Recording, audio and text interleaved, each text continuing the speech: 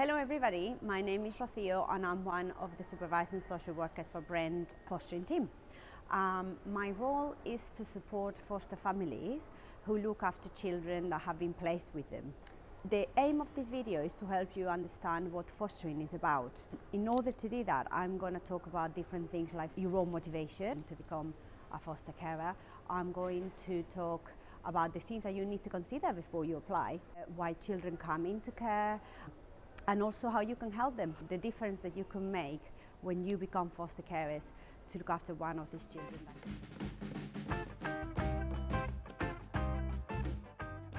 Available space in your home. If you want to look after children older than 3 years old, you will need a spare bedroom. That could be because maybe you have older children who have moved on, or they just gone to university and you have that spare bedroom and you would like to use it for fostering. You don't need to have a spare bedroom if you want to look after babies. If your bedroom is big enough to accommodate a cot, then you could be assessed to become a baby carer. You may think, well, my idea was to look after all the children, but I don't have a spare bedroom. I would suggest that you still give us a ring because we could discuss your individual circumstances. For example, we have lots of carers who started fostering as baby carers because they didn't have the available living space, and over the years their own children grew up and move on, and now they do have that spare bedroom available and look after all the children. So all circumstances can be discussed, and we would always encourage you to give us a ring.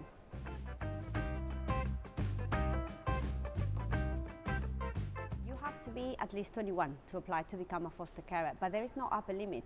That means that you can apply to become a foster carer at any stage in life.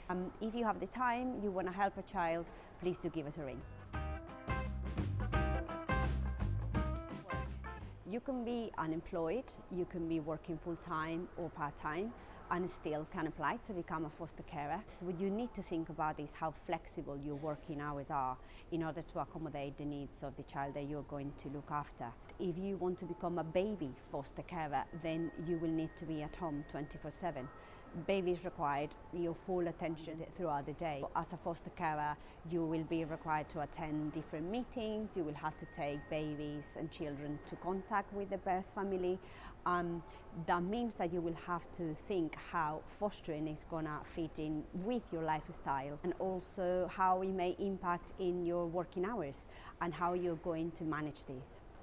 For example, one of our foster carers has always worked full-time. What she did is to discuss flexible working with her employer every time she got a new placement, so she could get some time off to settle the child that had been placed with her. And when she felt the child was more independent and more settling, then she went back to her normal life. If you think that your employment could be a barrier, there is support available through the fostering network. They can support you and your employer to find a way to fit in fostering with your work. You can find a link to the fostering network website in the description box below.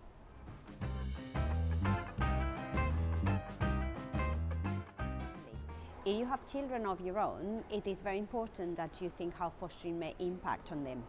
For many of our foster carers who have children, fostering have been very enriching, and they have opened everybody's mind in the family to different cultures, to learn to empathize, to learn how to share with others, and actually to be able to appreciate what you have. Having a family pet won't stop you from becoming a foster carer. In fact, it can be very positive for children that may be placed with you, and it will become a very positive part of their lives as well. You just need to tell us and discuss it with us as part of your application.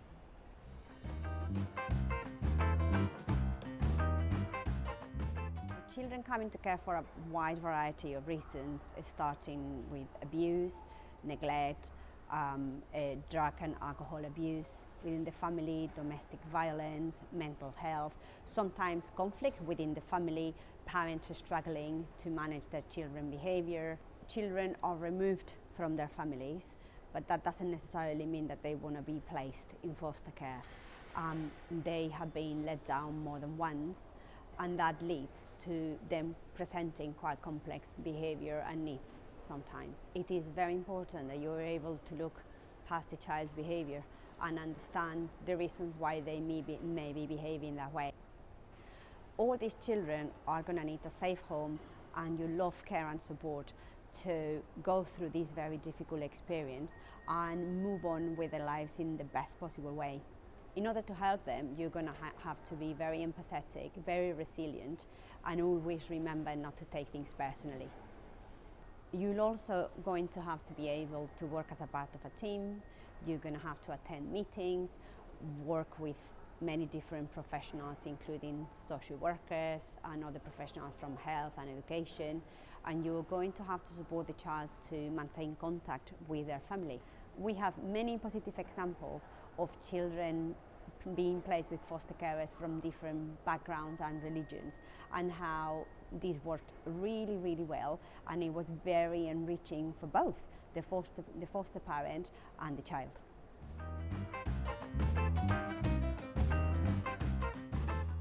It is very important that you have a strong support network around you, and it is important that you discuss this with your friends and family and see who could support you when you become a foster carer.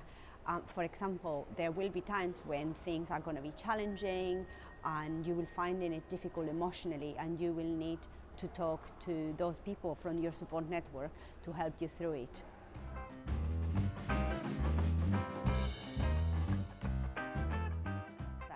But basically, why you're doing this, why you want to become a foster carer, all motivations are valid, whether it's your love for children or because you wish to help others. It will help you to continue going and regain perspective.